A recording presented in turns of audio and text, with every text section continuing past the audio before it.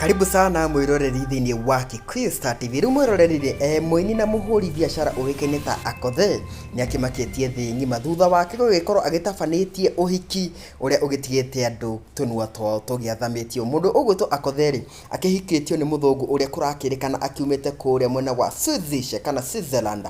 Uhiki wa Akothe ugitabanĩirio guku bũrũri-inĩ wa Kenya na ni uhiki uria urakionania ati ugikoretwo ukihũthĩrĩte mamilioni ma mbeca tondu kuona ona decoration ya uhiki uyu ni ya kirathi kia iguru muno. Oho ona andu aria magwikoretwo makiinvitetwo uhiki-ini uyu ri ni andu aria makiri gatũ bũrũri-inĩ wa Kenya, amwe wao akiri ni aini, angi ni atangathi, angi ni comedians na ona ahuri a siasa kana wana siasa. Oho ri uhiki wa Akothe ni ukionanirio gugikorwo ugifuatirwo ni andu aingi muno nenda-inĩ cio kinyanĩria, kuona atĩ nĩ ũgũgĩkoretwo ũkĩingĩrĩte trendi-inĩ gũkũ bũrũri-inĩ wa Kenya. Oho arĩa magũkĩarĩkĩtwo ũhiki-inĩ ũyũ wa Akothe nĩ makĩonanirie ona ti kau, kuona atĩ magũkĩingĩraga angĩ na ndege na angĩ magakĩingĩra na ngari cia gorogoro. Ngũririkania atĩ mũndũ ũgwĩtwo Akothe kũrakĩrĩkana atĩ akĩhũthĩrĩte mamilioni ma mbeca gũgĩkorwo agĩtabania ũhiki ũyũ. Kuma gũkũ kwa Kikuyu Star TV tũgakĩendithĩria Akothe na mũthuri wake Omosha congratulations o rĩrĩ magĩkorwo makĩhikania. Nginya kahinda kangĩ rĩ,